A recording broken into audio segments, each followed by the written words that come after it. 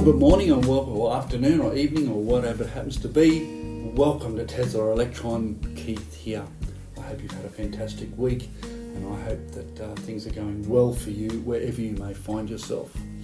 And today I'm going to talk about that article from the Teslarati about Tesla is experiencing the order rate increase in the US because of soaring gas prices.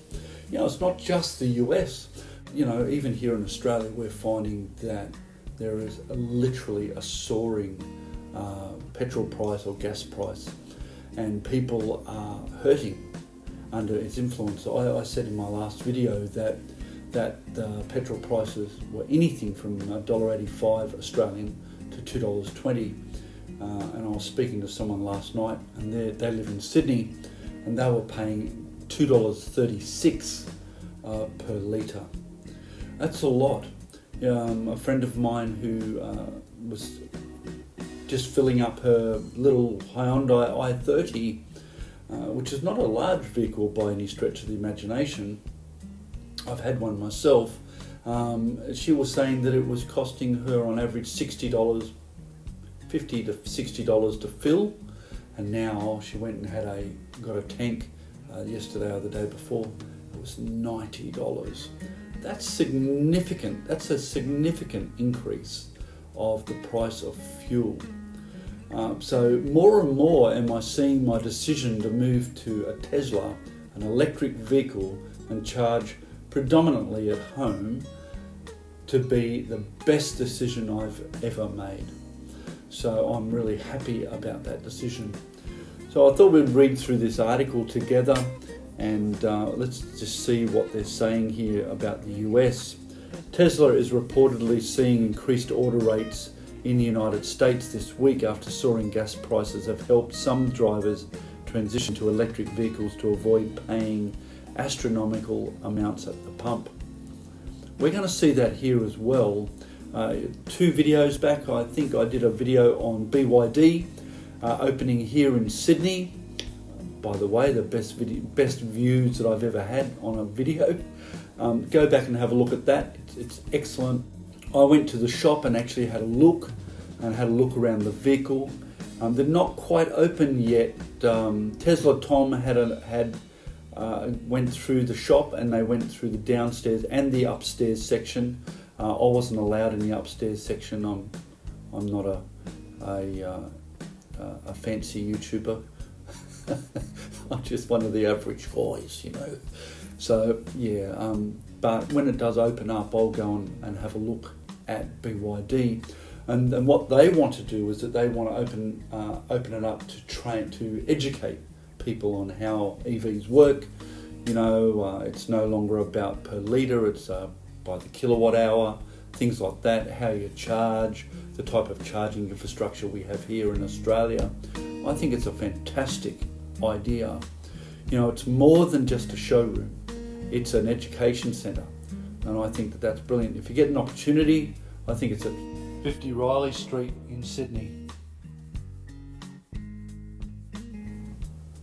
So I can imagine that they're going to do very well. They've got a great price point.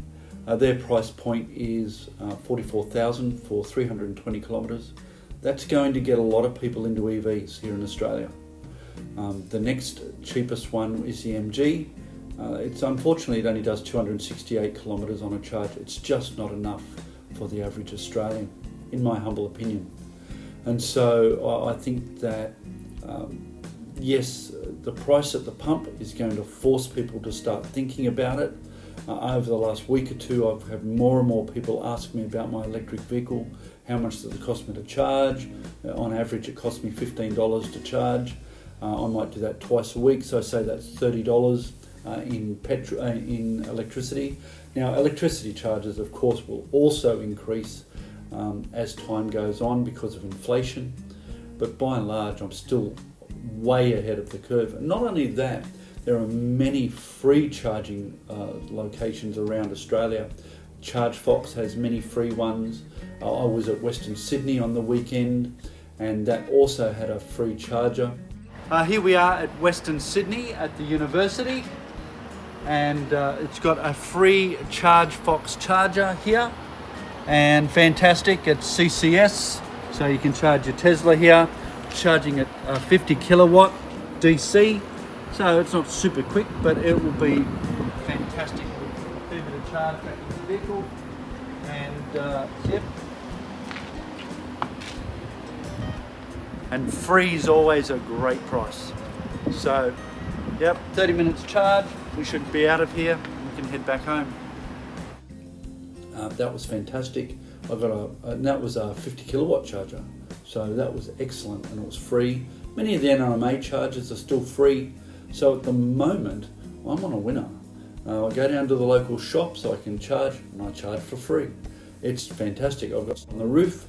So a lot of my power is also free because it's coming from the sun when it's not raining. So I really like this article from Teslarati, and it's excellent. So, you know, gas prices have soared well over $4 a gallon. That's probably expensive in America.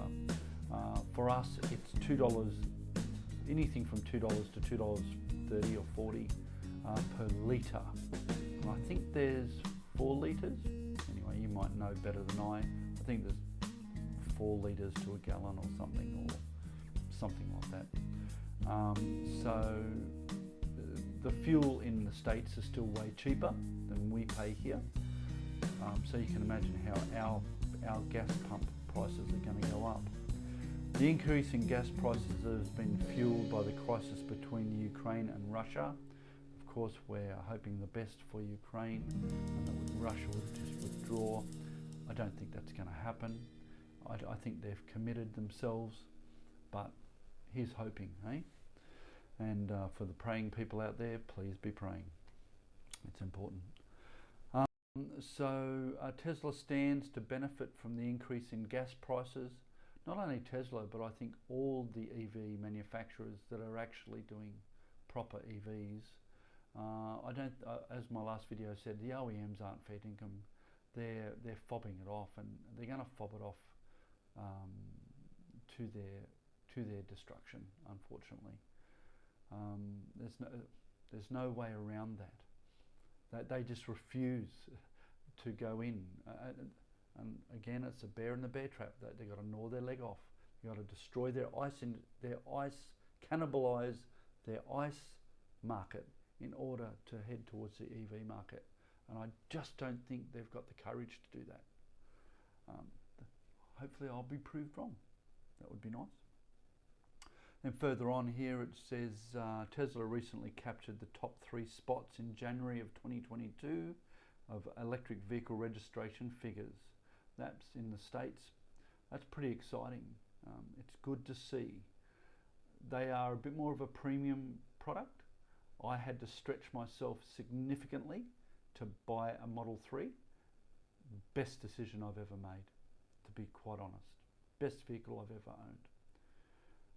While the increase in orders is a good thing for Tesla and the transition to electric vehicles, the automaker is already battling an intensively long backlog for vehicle orders.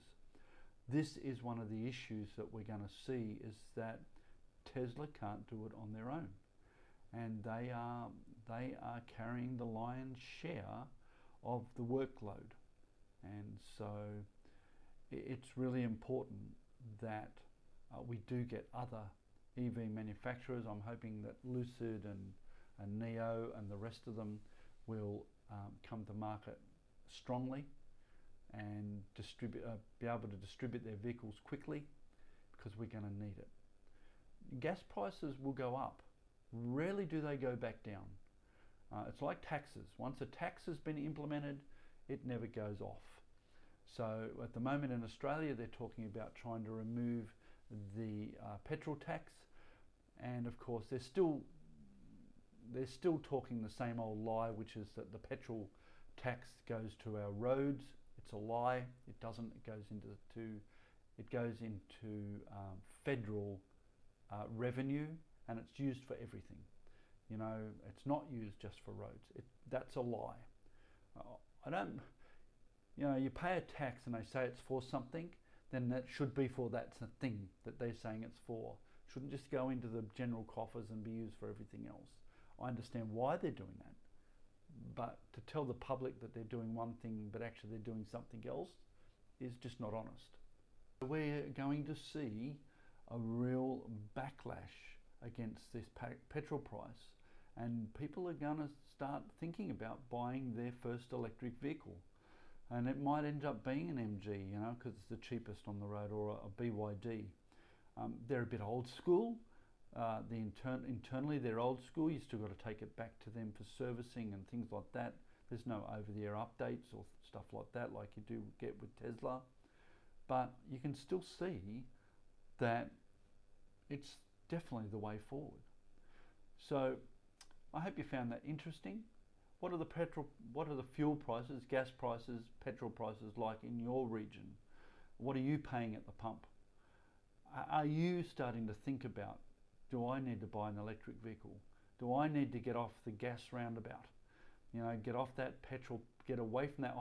You know, where every time I drive past a petrol station, I have a little smile on my face because I know I don't have to pull in there. I still pull in occasionally to go to the shop there, you know, because most in Australia now, the old corner shops are gone. They're all service stations with a shop. So I still will often call into a service station, park in their parking, and then go to the shop. Don't get gas there, but I certainly do get groceries or bits and pieces, milk, you know, bread, whatever it may be, and on my way home. So I'm still using that. So I can imagine that in the future there will be electric charging stations at the gas stations, and I'll pull in there, I'll plug my car in, get a few minutes worth of juice, I'll go in and I'll buy my whatever I want, or even if I need to charge, maybe they'll put a coffee shop in many of these places. I can sit down and have a coffee while I wait for my car to charge. It's a smart move. I don't know how many of them will realise that this is what's happening and do something about it, but here's hoping. I believe that Shell in Australia are going to do something along those lines. I will wait and see. I hope so. I wanted to reiterate that back about the Tesla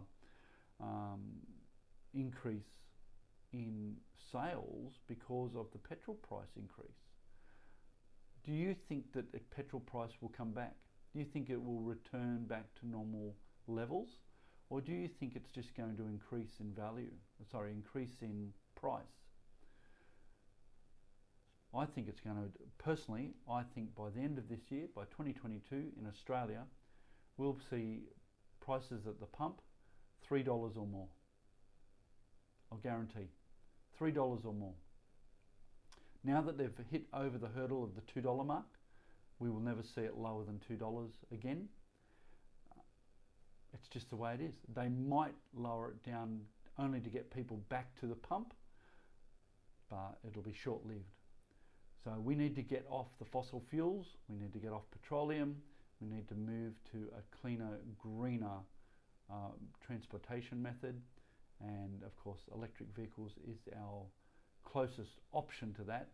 And of course once they get to the recycling of batteries, which Tesla already do, it will be a far cleaner, greener world, because even the batteries themselves can be recycled, I believe up to 98%.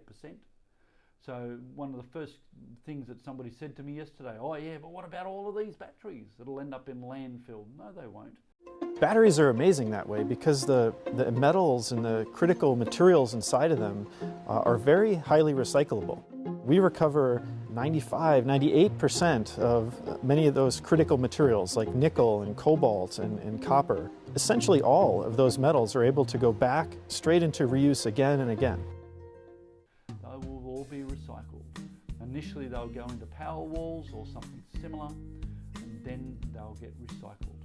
And the beautiful part about lithium-ion batteries is that they're almost 98% recyclable. So it's an exciting future. If you've not yet bought an electric vehicle, think about it. Think about what you might be able to get. So hope you enjoyed the video. I'll see you